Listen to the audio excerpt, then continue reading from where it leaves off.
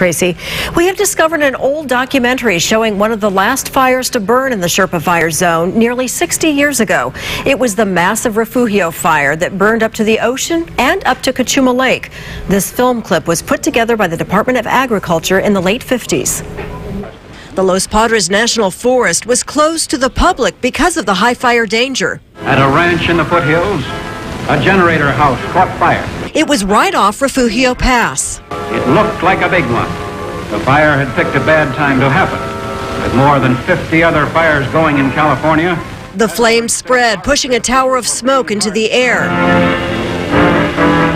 Resources were already stretched thin. Still, reinforcements were brought in. Soldiers, Seabees, and Marines. The fire line stretched 70 miles around the monster blaze. it would take 2,500 people 9 days of continuous work to control the fire. A terrible price to pay for man's carelessness.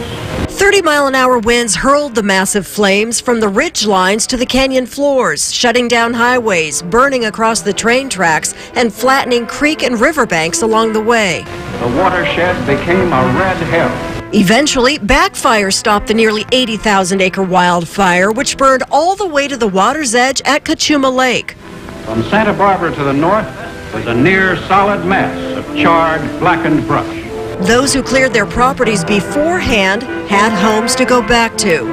Within weeks, the rebuilding, the replanting, and reseeding began, thus laying the blueprint for fighting fires and rising up after them in Santa Barbara County. And just reiterates the importance of that defensible space even back in 1958. Now, the main purpose of that film was to highlight the watershed that runs through our mountains, and those devastating wildfires would collapse the banks holding the creeks and the rivers. So then when we have these heavy rains, when they do come, then we get flooding. Seriously, we got to bring back that music. Did you like that? Yes. You felt like you were back in first grade, didn't you, in the auditorium? Yes. We got to bring that back.